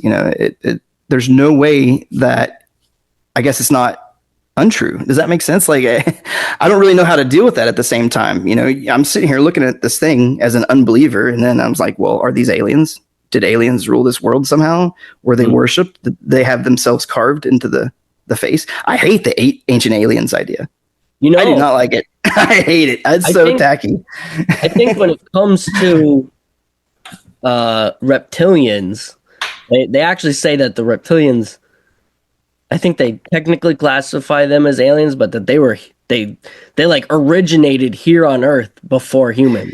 Right. And so when you consider that kind of stuff and you think, okay, all the stuff that I'm looking at from a professional fabrication perspective is so far advanced. When I look at that aluminum under magnification, the aluminum appears as little balls fused together, as if it were never molten. I had never seen anything like it, professionally working with aluminum my whole life. And it was there, little like grains of sand magically fused together somehow. I don't really know how to explain that, other than when you find that photo and you consider that possibility of a non-human presence, it's like, well, all of a sudden all this becomes feasible. All of a sudden those massive terraformed, engineering projects that we were talking about, mistaken for mud fossils, become possible, and when you look for answers, it's kind of funny because the dude that got me into this to some degree, Jimmy from Bright Insight, he sucked me in originally back in the day with the Atlantis videos that he made. And I think it's what made him famous. And I ended up learning later that he left something out. He left something out actually important in that story that everybody always commonly points to say that the Rishat structure is Atlantis. They're like, oh, well, it's the same dimensions and all this other stuff. And they leave out, Plato also says that these gods divided up the earth and made temples and sacrifices. That's a very bold statement of world domination to some effect. And they never mentioned it. So when I read the Plato account looking for answers, I saw that and I was like, why didn't you guys ever say that? And it's like, well, I kind of know why you didn't say it. It's because you didn't have proof. You didn't have any, how could you, stand on solid ground and say this is the Rishat with these circles in the desert, but, not account for the gods and temples, right? And as I look at my thing, it's like, well, that kind of checks out. These things could be their gods. And I'm clearly finding temples everywhere. I'm finding more stuff. And so I kind of I stew with that for a while. And I never fully believed it from like, oh, it's all Atlantis. I knew it was something, and Atlantis fit, but I wasn't fully bought in because you also can't prove it. Like this is stuff that we just can't ever know unless some type of evidence pops up. Well, fast forward, we go to Rome. Turns out the Roman pavers of the Roman roads were some of these statue fragments. So the the remnants of Rome very well may have been, or not remnants, but rather the remnants of this civilization were likely there when Rome was built, and they were used, the materials. I ended up finding multiple examples, and it made me realize that there's a possibility that the Pantheon is a rehabbed structure, and those doors actually are for something big.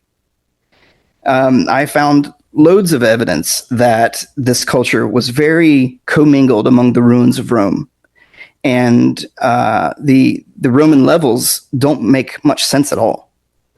In fact, there's videos about it because it makes so little sense. But when you consider the situation of Rome, they have shown up among all these ruins, built their city, and then half of it was used, half of it wasn't. Some of it was left, some of it was excavated, and potentially, like the Pantheon, maybe it was rehabilitated. There's a chance the Pantheon wasn't Rome's; it was just Rome's rehab. It was their fix and flip.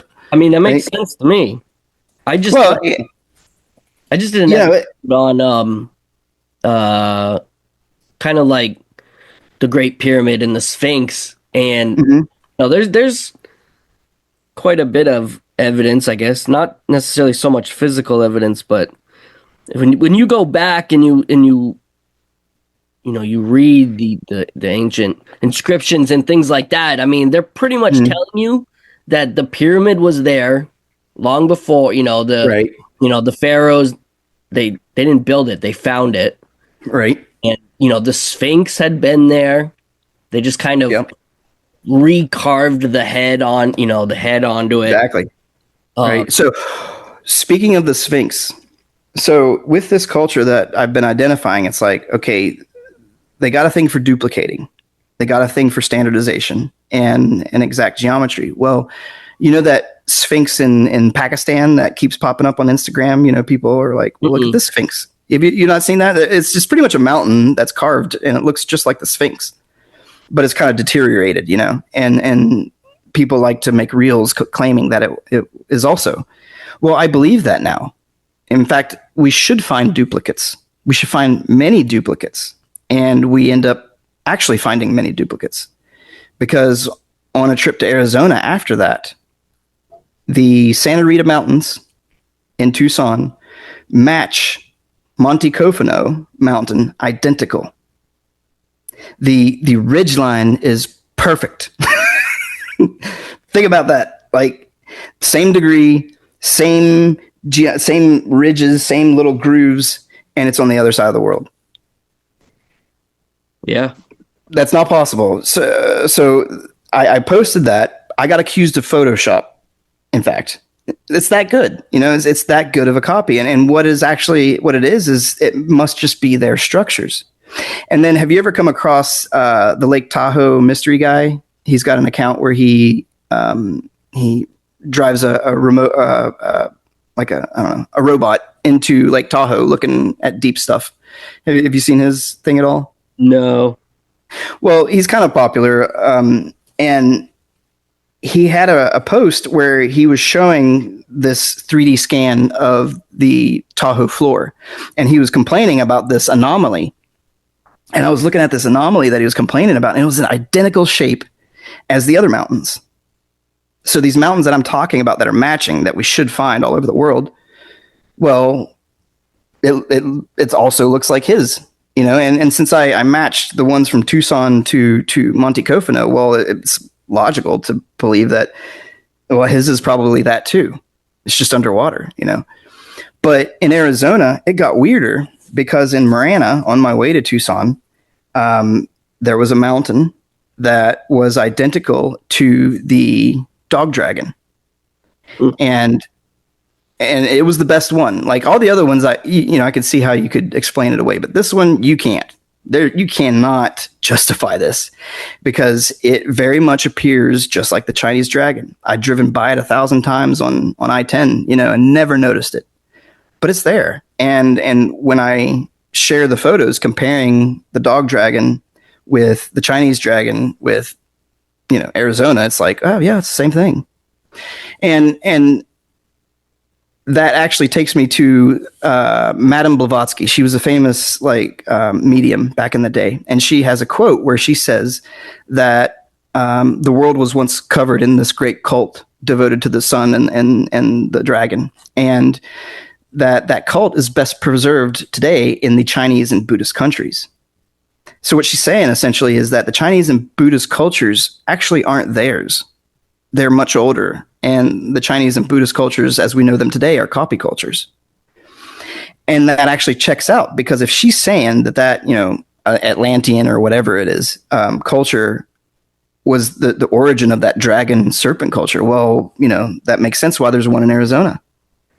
That makes sense why there's duplicates, And what makes it even better is just up from that Picacho Peak is a very interesting looking mountain, and on Picacho Peak is a very clear Zephyr, the god of the west wind.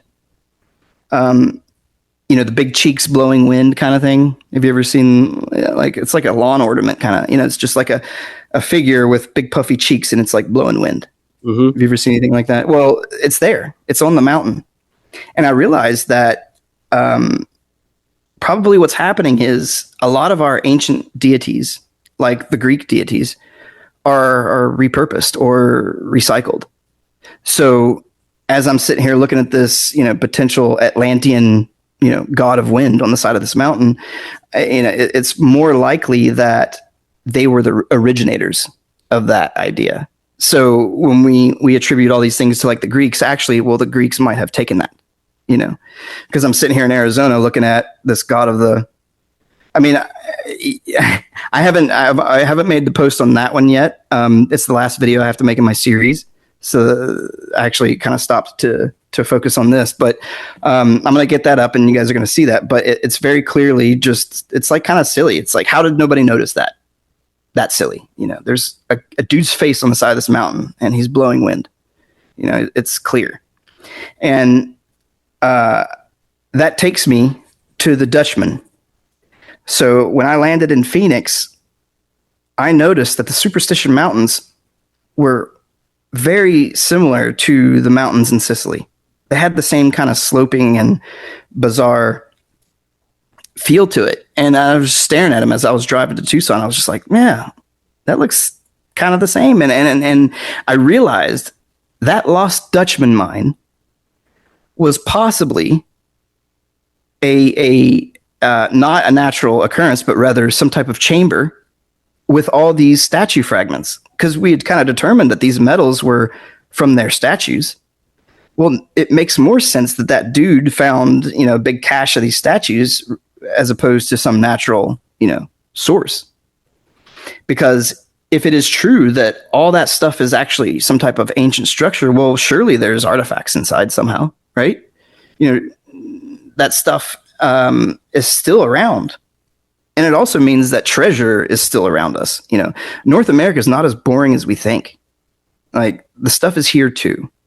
It's just not as noticeable. It's more destruction.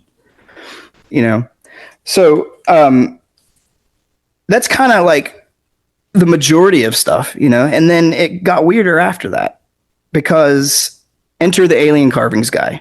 And I don't know if you're familiar with him, but he's controversial. He kind of went viral recently where he posted an excavation of this pyramid and some type of alien tomb thing. Are you familiar with that? No. You haven't seen it? Have you seen any of the? It's almost like too good to be true, silly alien type carvings that almost look Egyptian, and I probably have. Well, most people have, because he did go viral recently, and he caught a lot of flack because it's too good to be true. And this stuff I had seen on eBay for years, and I thought it was silly, back then, and ignored it. I thought it was a hoax. But I ended up kind of making friends with this dude and chatting with him and realize he's decent people. And as he's posting his stuff, I begin to notice that some of his artifacts, his true alien artifacts that are coming out of this ancient temple, begin to match mine. They were the same geometry and same basic shapes. And then they ended up making sense of some of mine. For example, one of my shapes, had these breaks in this certain spot, and it had this very unique shape, and it was the Mesopotamian bull. The famous bull with the guy's head on it, and it's that. Like, it's the same thing, and he's got one from Mexico that came out of this, alien stuff or whatever. So I start to notice his things are matching mine, and I realize it's the same culture. I have now multiple things that match his, and I realize his stuff is true. And as I analyze some of my fabrication methods, I look at his stuff, and it's the same kind of thing. And that was another hard thing to stomach. It's like, okay, this is just too much. At this point, I'm done. Okay, aliens, whatever. Let's just go home. This is just all too much. But it matches, and it's making sense of mine, and it validates him because my stuff's true. I'm pulling this out of the ground myself, and that guy's making claims, and it turns out it's matching mine. So for what it's worth, his stuff is real, and that's freaky. What that means is too much. And what we can take away from this conversation is not, that it was the Anunnaki or that it was Atlantis, but that something happened. We can say something happened. Something happened with the cataclysm. There was a civilization, and it was controlled by something that we don't understand. Mm-hmm. That's pretty much it. That's all, factually we can take away from all this work I did. But at the same time, it's profound. It flies in the face of everything we've been taught. And, it makes sense of things. And so as people go about their world and they begin to see stuff that they can't explain in nature, this is it. They're seeing this. They're just seeing, it's everywhere. So, you see a stone and it's like, man, that thing kind of like changed shape as I walk around. Well, it was designed like that. It's advanced, and it's everywhere. And a lot of people should feel justified. All you rock guys that everyone's making fun of you for, seeing stuff in these stones, that stuff's there. And I was one of them. I was one of the individuals that made fun of you guys, and here I am being punished, getting made fun of. But I believe it now, and it's true. It's there. It's advanced, and you should be proud of yourselves, honestly, because you noticed it, and that's advanced. It takes a lot to see these things, but they're there and they're everywhere. But yeah, that's mostly the story as a whole. And one last thing that I want to throw in there. This whole Mesopotamian bull had me looking at Anunnaki a lot more. And apparently there's this tablet that had been discovered. And it was like, the Anunnaki Kings list or something like that. And what the experts were able to determine was that everything post-event or post-flood checks out. Like all the dates and all the records actually match up to what they know to be true. But this record states that everything before that event is like 150,000 years of ruling. And I think about it, and I think about now how much of the earth I can really identify as terraformed, and it's a lot. I could see how it would take 150,000 years, it's a lot of stuff. The stuff that I'm finding is everywhere. And the only way for that to happen is some massively, non-labor intensive process, like easy fabrication, or they had a lot of time and they had a lot of people. And if they had a lot of people, that's crazy because they all got wiped off the face of the earth in an instant. It's wild stuff to really ponder, and it's deep. Oh. But yeah, man, like I'm real grateful for you allowing me the platform, and I hope that, it wasn't too deep, but, do you have any questions? Like, is there anything that, oh man, let's see here. I've been taking, is there anything that wasn't clear? Was it mostly? No, definitely clear. I did stop taking notes about halfway through. There's so much going on. Dude. And that's why it's impossible to pack into these Instagram reels and really get my story across, because it's so deep. Yeah. You know, I plan to write a paper at some point, and we have some bigger stuff in the works, and hopefully that pans out, and then we'll all be good. But yeah, so I did want to ask, how far have you gone down, like, the Nephilim rabbit hole? Have you ever heard of that? oh yeah, I don't touch it because, you know, from my platform, so to speak, I try to be, you know, objective and have as much kind of proof, you know, for what it's worth.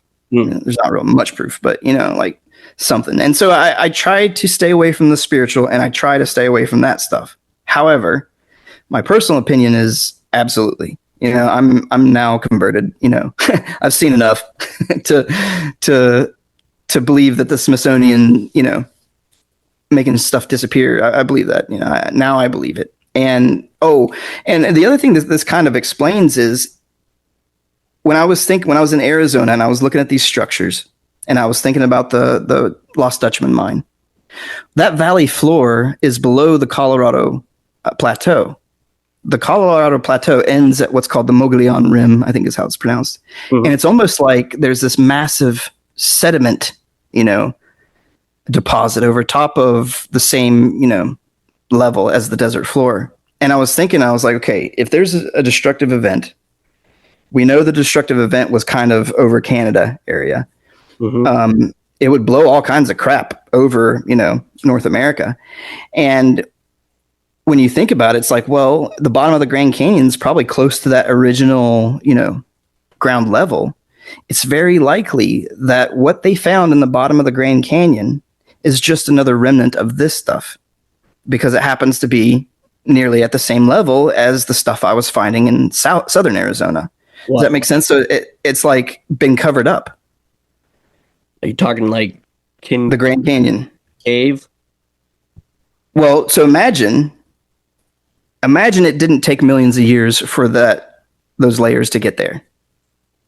I guess what I'm suggesting is the layers that are deposited over top of the Grand Canyon got there from a cataclysm, and the structures that are underneath the Grand Canyon, you know, were once uncovered, right? And so when the Grand Canyon was formed, it revealed those structures.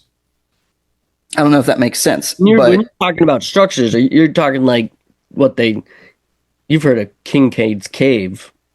Yeah, what I'm saying is his cave is probably a covered building. So it was, you know, some type of structure at some point. Then the cataclysm came, covered all that crap up. Grand Canyon formed and actually revealed it, I guess is what I'm saying. Yep. You know, because they claim to have seen Egyptian stuff, but it kind of wasn't Egyptian. And when you look at the ancient alien stuff, or not ancient aliens, but alien carvings guys stuff, it's like alien stuff commingled with Egyptian and Mesopotamian is what it is essentially. So it seems to check out, you know, if there was an event that covered all these things, because West Virginia is definitely covered. These mountains are covered, and you can see most of them do look like structures. Yeah, I don't. It sounds nuts, but Appalachia, I'm not buying it anymore. You know, I'm sorry. Go look at a map. You know, like people go look at a map, and you're gonna see some wild stuff. But yeah, this is fascinating. Like, I don't even know where to begin. I think this the feather serpent definitely stands out as playing a key role. Definitely. Yeah. Interesting. Yeah, also some of the imagery that the alien carvings guy is pulling up is also feathered serpent imagery. It's strange. It's like multiple cultures meshed into one, you know, and it makes you wonder, well, did all these cultures, you know, just pick and choose from that more ancient culture? You know, it's like the Egyptians, I just want this piece. And, you know, it's like modern Christianity, you know, you just take what part of the Christianity you want or whatever. You know, maybe it's just something like that. But, either way, there's more to do. You know, I got to get that stuff tested, and I'm working with a couple people on some larger projects that hopefully go somewhere. You know, so you need to get a Kickstarter going raise some money to get that bone. I thought about that. I'm considering that. But if the big project goes well, we'll probably wrap it in. It'll get tied into that and be a big reveal. But it's there. I have plenty of materials that I can test, and we can see truly when this stuff was. So. Well, Yeah. be careful. Yeah. Oh, dude. I'm so glad I covered my face. That's the other thing. Well, I thought that was weird. I was like, "What's going on?" And you're like, super like, well, I don't know. let me tell you about that. Video. Actually, I'm like, okay, but now I'm like, yeah, definitely, you might want to like. I found more than what I'm telling. I found enough more to almost not tell everyone. And I had originally covered my face more to just separate my family from the bizarre subject. But as it unraveled, I realized, that might have been divine intervention, because I found things that I knew that I wouldn't have discussed, or I would have stopped if I had, shared who I was. I wouldn't have gone any further. It's too deep. And there's other darker things that, I won't go into, but are for sure there, so for what it's worth.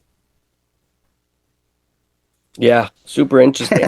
Like I've read so much, and it's definitely clear that there was a some sort of master culture that existed. Yeah. And the cool thing about what I'm telling everyone is you can go look yourself. This is so prevalent and so available that any local stream that has natural stones, you're going to see what it is I'm talking about. And the easiest thing to do is get a protractor and just draw, a 40 and 60 degree angle on a piece of paper and go out in nature, and you're going to be blown away at how much fits in that. It's kind of ridiculous, and when you play that game and you see that, you're like, okay, maybe there is truth to it, because this is impossible. I keep repeating this, and everybody can do it. It's available everywhere. So I really implore everyone to not trust me, but go look for yourself. It's there. America's more interesting than we know. Yeah, this has been fascinating. Yeah. I mean, cool, man. I guess I don't really have anything to add. A lot of the notes that I started off with I was like, this sounds like much smaller scale. I was like, are these Phoenicians? What's going on? Right. I went through that whole process. It's like trying to justify these things, and it just kept getting bigger and bigger and bigger and bigger, until. So yeah, but no, it's definitely a cool subject, and I'm converted. This is my you just heard the story of my conversion process. Essentially, is what it is. So, well, yeah. If you want to just shout out your Instagram page or channel. So, Instagram and YouTube is both _antediluvian_landfill, and I actually just created a Discord, and that community is _antediluvian_landfill_community. I know that's a lot, but yeah, it's pretty much just the same name everywhere on every platform. And we plan to actually, somebody approached me about the Discord, and I'm going to work with that individual to create like a comprehensive page where everyone can go share, because a lot of people have photos, a lot of people have things to share that's in this topic. So we're going to, create a community where everyone can go and we can kind of work together to figure this thing out. So yeah, hit me up there, and I send me the stuff. I welcome anyone. Send me a message, send me photos. I want to see what you have, because if we work together, we can figure it out. Yeah, definitely. Sweet, man. Yeah, I appreciate you taking the time to talk about it. Yeah, no, I thoroughly enjoyed it, and I hope we can talk again sometime. Maybe we'll find some new discoveries and do it again. Yeah, definitely. I'm always down to. Because there's just so much more I want to talk about, but it's getting so late. Right. Well, I'm still new in this, and not completely consumed. So if you want to do it again sometime in the near future, I'm down for that too, where we could just have a Q&A or something like that. I'm available currently. So. All right. Well. All right, man. Next time. Thank you. Yeah. Thank you. And hit me up. Yeah, I definitely will. I mean, I even have some images I'm going to send your way. Oh, cool. That So, Vermont stuff, yeah. right? All right, man. Well, I appreciate it again. Yeah, no problem. Thanks for coming All right. on. Appreciate it. All right. All right.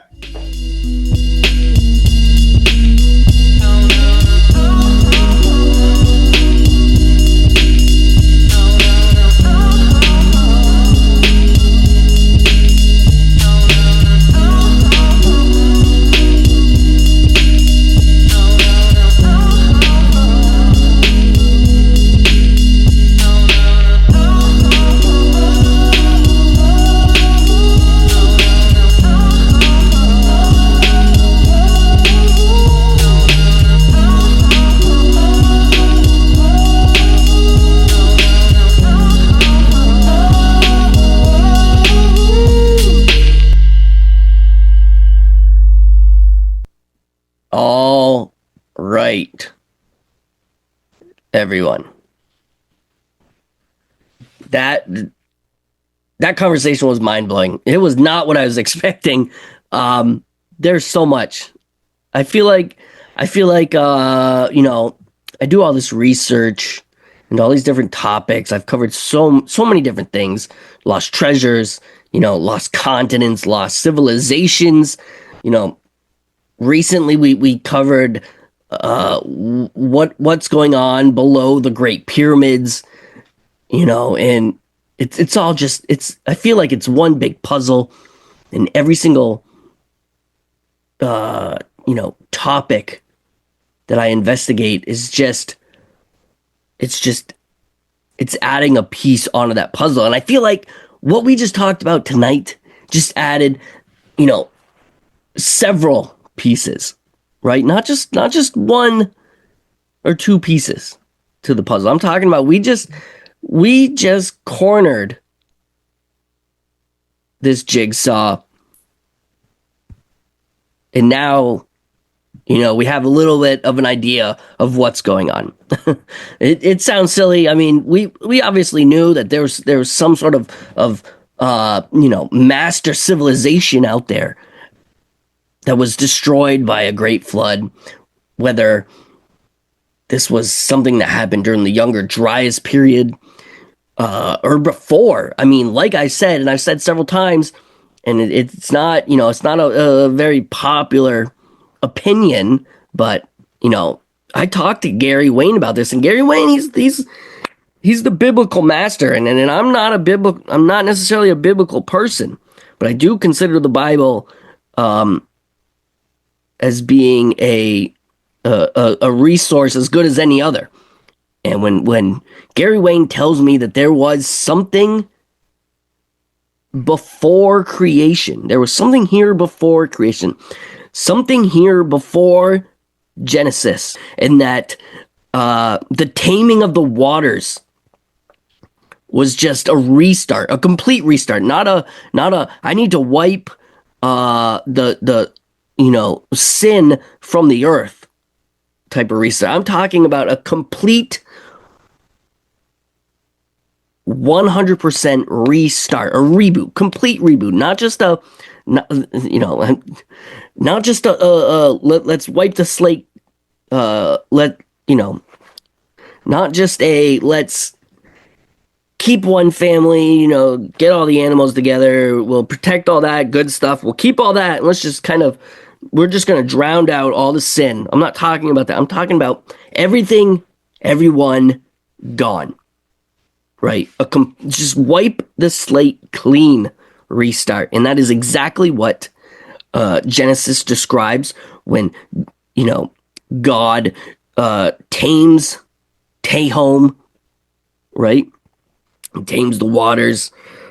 And like I'm telling you, man, this goes back to chaotic water, the waters of creation, everything like that. Every single major religion, religious cult that's ever existed throughout history, they all talk about chaotic water being, kind of like the beginning, and that plays right into this complete restart and this flood that wiped away whatever was there.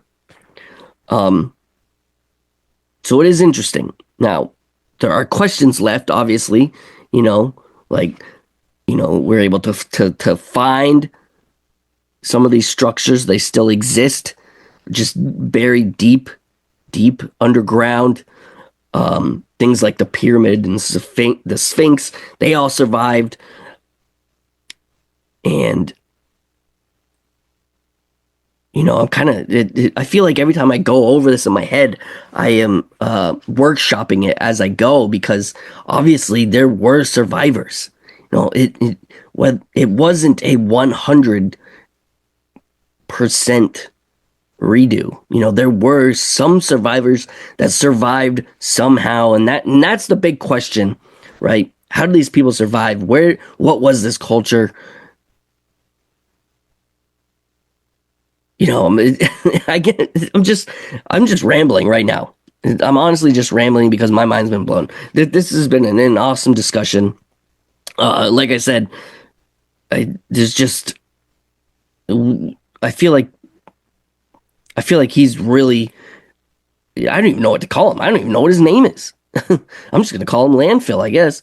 I feel like he's really figured out something here, and all I really have to say is he better be careful, because this is the kind of stuff that you don't want the wrong people to get too familiar with, because they don't want this stuff to see the light of day. They don't want too many people, right, to hear this. They don't want too many things to be discovered. I mean, I don't think it is a coincidence that he finds this, for all intents and purposes, a statue, right? And he's going to bring it home, and he goes back to retrieve it, and it's been completely destroyed. Now, yeah, sure, maybe it was just the workers. They're like, oh crap, we don't want to get shut down because of, we have these Native American artifacts on our dig. That could be it. Or was it more like somebody's found something that we really don't want to find, and we have to destroy it? I mean, it sounds crazy, but when you think of the FBI getting involved in things like this, like they did with those dudes who found the Confederate gold, right? They were on that. They retrieved it right out from underneath them.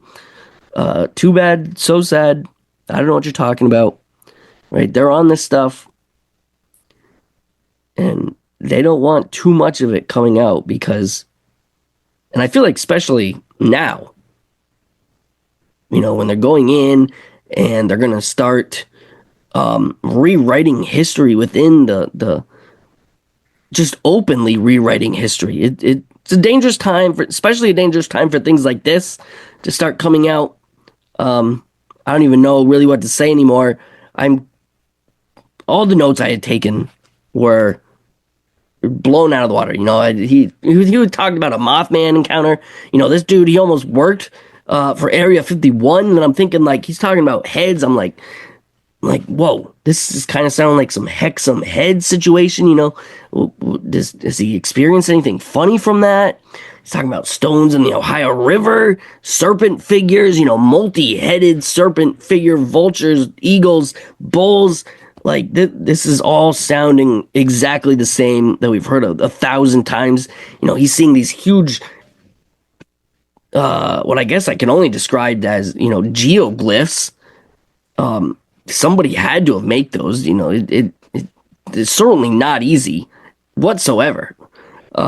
A lot of snake and serpent imagery, a lot of shark imagery. What is with the shark imagery? I mean, where he is nowhere near the ocean. This is very strange, right? What's going on here? This guy, he's got to have a basement full of stones. I can only imagine what his wife thinks. But either way, antediluvian landfill definitely sounds almost canon to me.